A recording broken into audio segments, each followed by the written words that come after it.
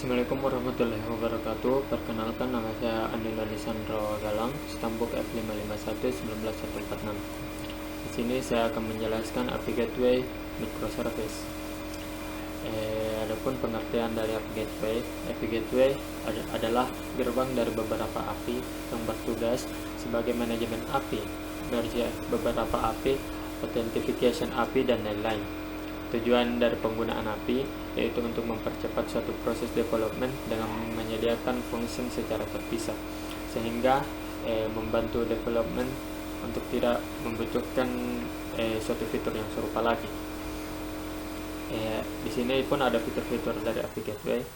Pertama, mendukung fungsi-fungsi CRUD yang bekerja melalui protokol HTTP atau HTTPS dengan menggunakan metode POST, GET, PUT, atau DELETE. Kedua, memiliki satu respon accept header dan HTTP atau HTTPS status code. Ketiga, menggunakan respon dengan format JSON, XML, ataupun sesuai yang dibutuhkan. Keempat, dapat berjalan di suatu Apache atau web server lainnya yang dapat didukung sesuai bahasa pemrograman yang digunakan.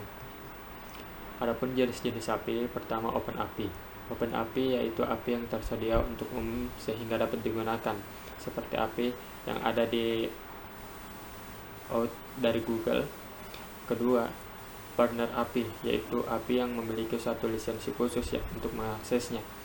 API biasa digunakan untuk layanan yang berbayar atau tidak untuk umum. Ketiga, API internal, yaitu API yang dimiliki oleh perusahaan atau pemerintahan untuk digunakan ke dalam sistem internal. Keempat, Composite API, yaitu suatu urutan tugas untuk menggabungkan suatu data dan suatu API layanan yang berbeda. Kelebihan dan kekurangan API Gateway. Pertama, kelebihannya yaitu bersifat otomatis.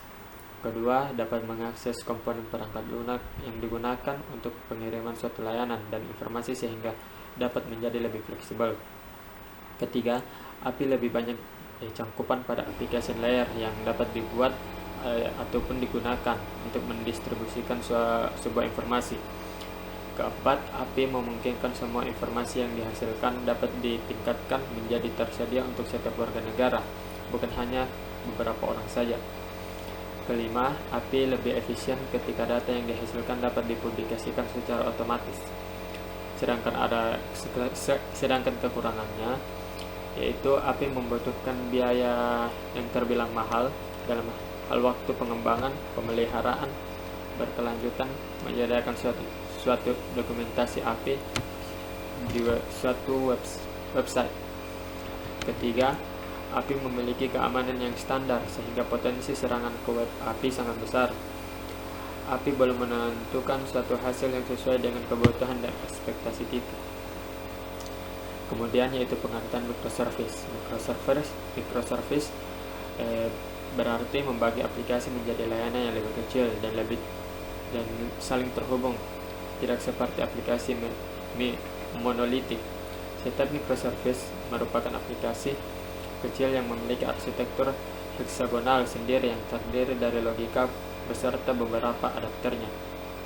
Intinya, microservice adalah metode dengan membagi service ke bagian yang lebih kecil di mana service tersebut saling berhubungan satu sama lain.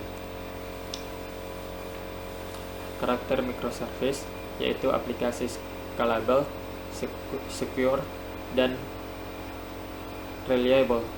Kedua, setiap layanan memiliki infrastruktur sendiri. Ketiga, karena setiap layanan yang memiliki infrastruktur sendiri bisa dengan mudah membuat aplikasi tanpa memikirkan hubungan dan ketergantungan modul dengan layanan yang lain.